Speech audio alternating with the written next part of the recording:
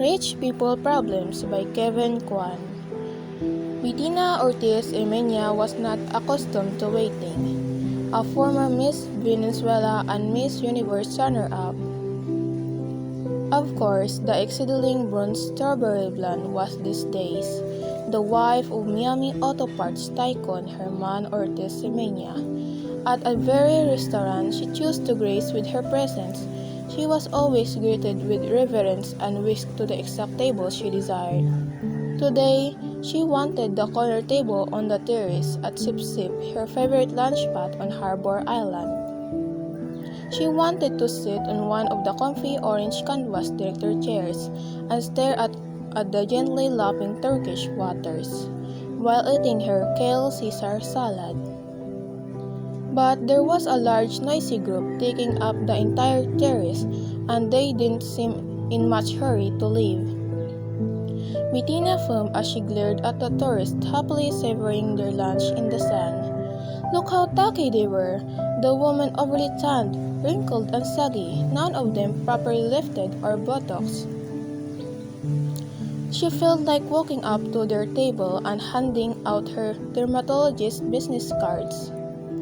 And men were even worse.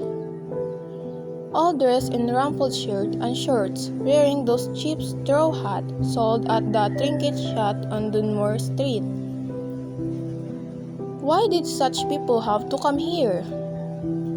The 3.5-mile long paradise with its pristine pink and sand beaches was one of the best kept secrets in the Caribbean.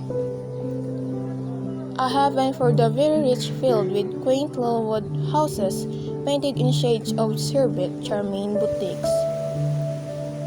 Chic oceanfront mansions turned into inns, and five-star restaurant to rival St. Bart's.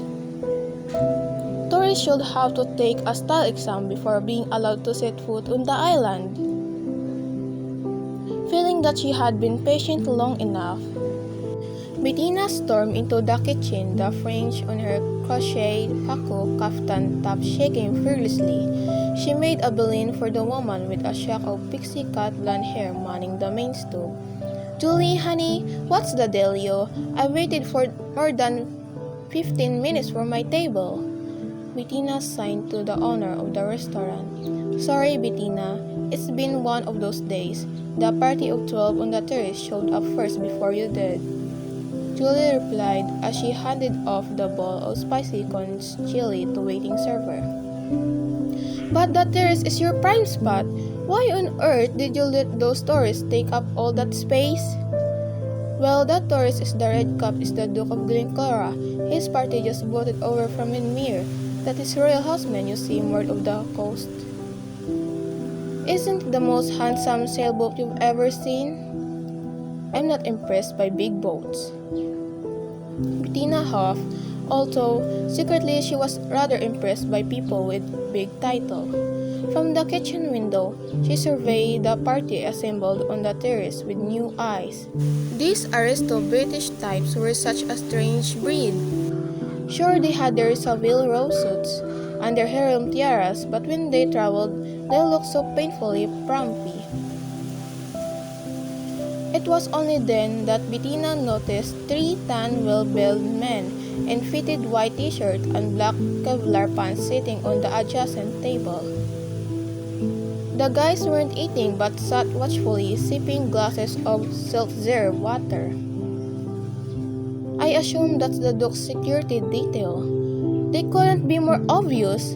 Don't they know that we're all billionaires here on Berland and this isn't how we roll?" Bettina thoughted. Actually, those bodyguards belong to the Duke's special guests. They did a whole sweep of the restaurant before the parties arrived. They even searched my walk-in freezer. See that Chinese fellow seated at the end of the table? Bettina squinted through her Dior Extase sunglasses at the portly, balding 70-something Asian man dressed in the nondescript white short golf shirt and gray trousers. "Oh, I didn't even notice him. Am I supposed to know who he is?"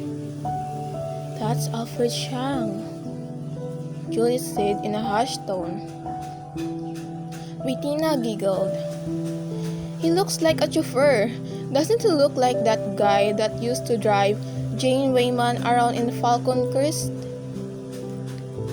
Julie, who was trying to focus on searing a cut of tuna to perfection, she shook her head, a tight-lipped smile.